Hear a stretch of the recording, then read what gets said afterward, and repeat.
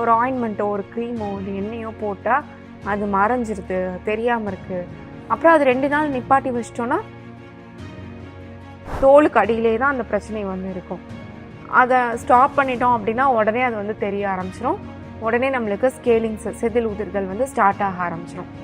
ரத்தம் நல்லா ஊறி வந்தால் தான் நம்மளுக்கு IgE level, IgM level, allergy count எல்லாமே நம்மளுக்கு இயற்கையாகவே நம்மளுக்கு நார்மலாகி வர ஆரம்பிக்கும்.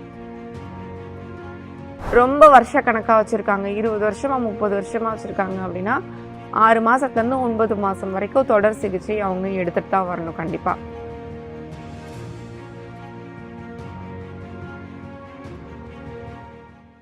இப்போது இந்த சொரியாசிஸ் ப்ராப்ளம் வந்து நிறைய பேர்த்துக்கு இருக்கக்கூடிய அந்த சந்தேகம் என்ன அப்படின்னா, போகுது திரும்ப ரிட்டன் வருது, போகுது திரும்ப ரிட்டன் வருது, அப்படி தான் நிறைய பேர்த்துக்கு இருக்குது. ஒரு ஆயின்மெண்ட்டோ ஒரு க்ரீமோ இல்லை எண்ணெயோ போட்டால் அது மறைஞ்சிருது, தெரியாமல் இருக்குது.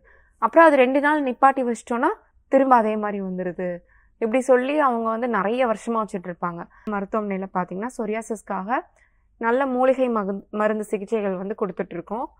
வெளியே அப்ளை பண்ணுறதுக்கு, அதே மாதிரி குளிக்கிறதுக்கு முதற்கொண்டு எல்லாமே ஹெர்பலில் வந்து நம்ம மருந்துக்கெலாம் வந்து தயார் பண்ணி கொடுத்துட்ருக்கோம். அதை எடுக்கிறப்போ ஒன்ஸ் நம்மளுக்கு நல்லா போயிடுச்சு அப்படின்னா திரும்ப வராமல் இருக்கும். எப்படி அப்படின்னா, நம்மளுக்கு சொரியாசிஸ் ப்ராப்ளம் அப்படின்றப்போ எல்லாருமே வந்து மேலோட்டமாக தோல் வறட்சியை வந்து சரி பண்ணுறதுக்கு ஒரு க்ரீமோ ஆயின்மெண்ட்டோ நம்ம போட்டோம் அப்படின்னா அது அமுங்கி தெரியுது, தெரியாமல் இருக்குது அப்படின்னு சொல்லி நினச்சிட்டு எக்ஸ்டர்னலாகவே நிறைய பேர் வந்து யூஸ் பண்ணிகிட்ருக்கீங்க. அந்த எக்ஸ்டர்னல் க்ரீம்ஸ்லேயே வந்து ஸ்டெராய்ட் க்ரீம்ஸும் இருக்குது. அதை போட்ட உடனே நம்மளுக்கு சப்ரஸ் ஆக ஆரம்பிச்சிடும். தோலுக்கு அடியிலே தான் அந்த பிரச்சனை வந்து இருக்கும்.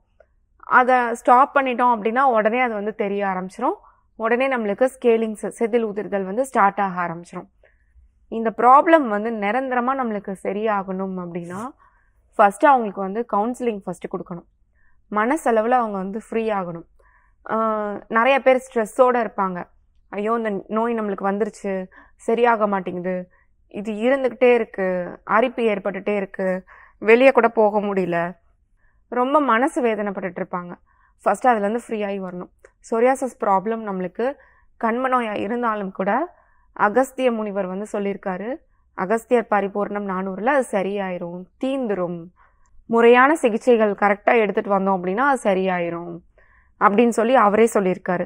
அதுக்கேற்ற மாதிரியான மூலிகை மருந்துகளும் கொடுத்துருக்காரு. அதுபடி நம்ம கரெக்டாக எடுத்துகிட்டு வந்தோம் அப்படின்னா கண்டிப்பாக சொரியாசிஸ் ப்ராப்ளம் நிரந்தரமாக க்யூர் ஆயிரும், திரும்ப வராமல் இருக்கும்.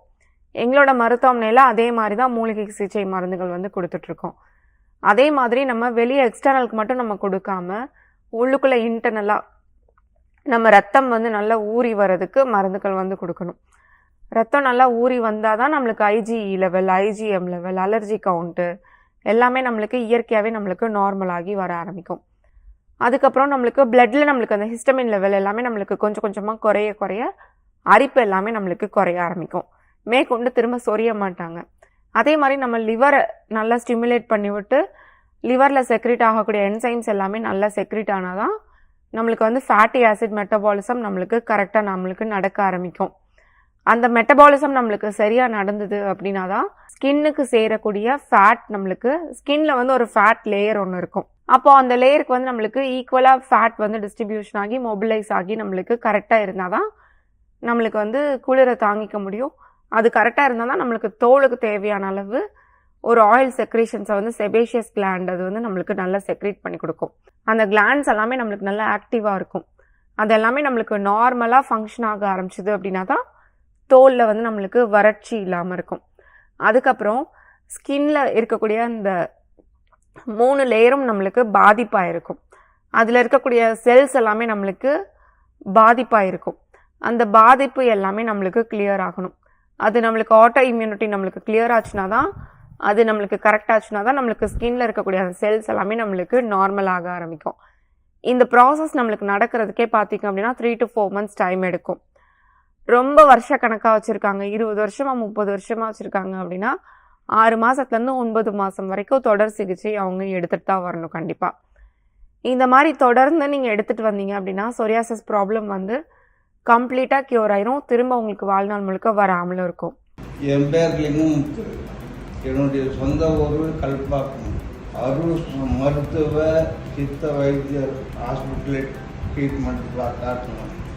அவங்களும் ஃபோட்டோ எடுத்து பார்த்தாங்க, மருந்து மாத்திரை கொடுத்தாங்க. அதை அப்படியே கண்டினியூவாக தடவிட்டு வந்தேன். ஒரு கஷாயம் மாதிரி லிக்விட் கொடுத்தாங்க, அதையும் குடிச்சிட்டு வந்தேன். 50% மேலே கிளியர் ஆகிடுச்சு. அரிப்பு கிரிப்புலாம் நல்லா நின்று போச்சு. அது ஒரே வாரத்தில் அரிப்பு, அந்த தோல் சி போட்டு எல்லாம் எதுவும் இல்லை, ரத்தம் இல்லை. கொஞ்சம் கொஞ்சமாக எனக்கு அந்த சதை அப்படியே கூடி வந்து நல்லா ஆயிடுச்சுங்க. அதனால் எனக்கு அந்த ஹாஸ்பிட்டல் எனக்கு ரொம்ப பிடிக்குதுங்க. யாராவது இது மாதிரி இருந்தால் அந்த ஹாஸ்பிட்டல் வந்து பார்த்தா நல்லா இருக்கும். ப்ரீவியஸ் ட்ரீட்மெண்ட் எடுக்கும்போது அந்த அளவுக்கு கிளியராக ஆயிடுச்சு வந்தேன். என் ஃப்ரெண்ட் ரெக்கமெண்ட் பண்ணால் இங்கே இருக்கிற ஹெர்பல் மெடிசன்ஸ் யூஸ் பண்ணேன். 1 மந்த்தில் எனக்கு ஆல்மோஸ்ட் கிளியர் ஆகிடுச்சு. செகண்ட் மந்தில் நல்ல இம்ப்ரூவ்மெண்ட் இருந்தது. இப்போ தேர்ட் மந்த்துக்காக வந்திருக்கேன் ட்ரீட்மெண்ட்டுக்கு. மோஸ்ட்லி இன்னும் கிளியர் ஆகிட்டோம்னு நினைக்கிறேன். எந்த ப்ராப்ளமாக இருக்காதுன்னு நினைக்கிறேன். Thanks for AYUSH.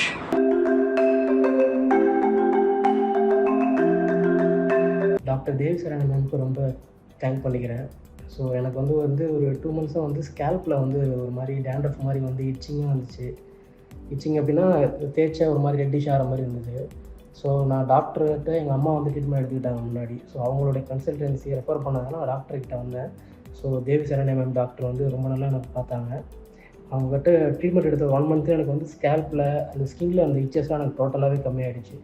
So I am really grateful to Aadhish herbals and doctor Devi Saran ma'am. I am really grateful to doctor. Thank you so much.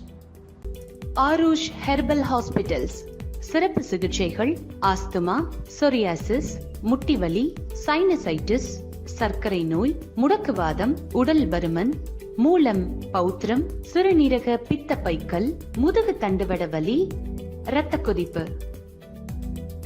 பெண்களுக்கான சிகிச்சைகள், நீர்க்கட்டிகள், ஃபைப்ராய்டு கட்டிகள், கர்ப்பப்பை சிகிச்சை, மாதவிடாய் கோளாறு, தைராய்டு, கருக்குழாய் அடைப்பு, வெள்ளைப்படுதல், வயிற்றுவலி, குழந்தையின்மை, முடி உதிர்தல், ஹார்மோன் கோளாறு. அனைத்து வகையான நாள்பட்ட நோய்களுக்கும் அறுவை சிகிச்சை இல்லாமல், எந்தவித பக்க விளைவுகள் இல்லாமல், வாழ்நாள் முழுவதும் திரும்ப வராமல் இருக்க இயற்கை முறையில் ஹெர்பல் மருந்துகள் மூலம் எங்கள் ஆருஷ் ஹெர்பல் மருத்துவமனையில் சிறப்பு சிகிச்சை அளிக்கப்படும். Aarush herbal hospitals. Address number 6 Veeru tower, Jawaharlal Nehru சாலை, ஈகாட்டுத்தாங்கல், சென்னை 600032. Call 0730 5744 144.